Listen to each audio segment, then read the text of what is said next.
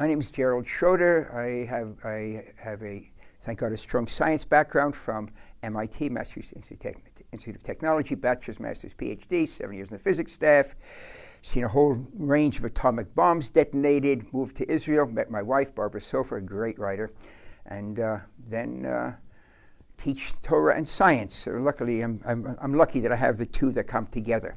And one of the questions that I'm asked as a scientist is, how can a scientist really believe that there's something what we refer to usually as God? You know, is this metaphysical whatever acting in the world or producing the world? And the irony is, the question's really a non-starter. Science has in fact discovered God. And you can talk to the hardline atheists and they will say, it looks like science has indeed discovered God. And how would that be? Well, if you take the trouble of going to the web and there type in WMAP, the initials for a satellite, it's a diagram that shows the development of the universe from the creation over time. It's a timeline. Every word on that diagram comes from the NASA site. It is the condensed knowledge of the scientific community of how the universe created and how it got to where we are today. Each of the lines, the vertical lines, is another billion years. Okay, you start from a burst of energy at the extreme left side of the diagram, and you end up at the far end with the oval. The oval is to indicate expansion in all directions. Of course, because it's a timeline, we can't show that on a single piece of paper. We see here, most amazingly, that on the extreme left edge, it shows a beginning to the universe. Now go back less than 50 years. If I were teaching that at Tech, a person could lose tenure saying that there was a creation of the universe. It sounds like it's Bible. Because less than 50 years ago, the overwhelming scientific opinion was the universe is eternal. There was never a beginning. The Bible is wrong from the very first sentence. And then we discovered, suddenly, Arno Penzias and Robert Wilson, the Bell Labs in New Jersey, the northeast of the US, discovered the echo of the Big Bang, the energy left over, which George Gamow, 60 years ago, predicted that if there had been a universe created hot and small, it would have exploded, and the energy would get more and more dilute. And Penzias and Wilson, these Arno Penzias and Robert Wilson, discover this energy that had been predicted overnight. The Bible got it right. There was a beginning to the universe. Now, the black in the diagram is nothing. It's not a vacuum. Vacuums are within that diagram, within that cone of expansion. Vacuums are empty space, and space is something.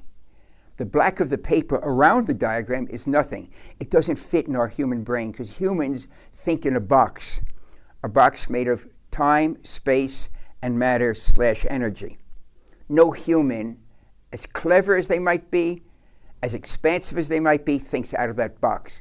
So when we say outside that diagram is nothing, we can use the words, but we can't conceive of nothing. It doesn't fit in the human brain. How are we going to have this idea, is there a God or not? Notice that the creation force isn't a three-letter word, G-O-D. If you look at the words carefully, it's a quantum fluctuations. That understanding was first brought down by Ed Tryon, brilliant human being, in the journal Nature, almost 40 years ago. The universe allows creation of something from nothing, provided you have the laws of nature, the quantum fluctuation. Tryon realized, and he published in the journal Nature, one of the two leading peer-reviewed journals in the world, that you can create something from absolute nothing, provided you've got the laws of nature, quantum physics and the laws of relativity. In other words, the laws of nature. So look what science has discovered. We can create the universe from absolute nothing, provided we have the forces of nature. Now, the laws of nature, the forces of nature aren't physical. They act on the physical. So if they create the universe, that means they predate the universe. So now we have a set of forces, we call them the laws of nature, that are not physical, that are able to act on the physical. They create the physical from absolute nothing.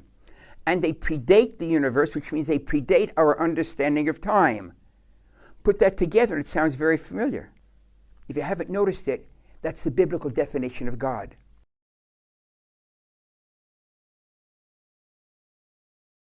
There's only one nuance that's left hanging. We can talk about it another time, perhaps. Is that which created the universe, those forces active in the universe. But up to that point, science says you are correct. The definition of the biblical God is predates time, outside of time.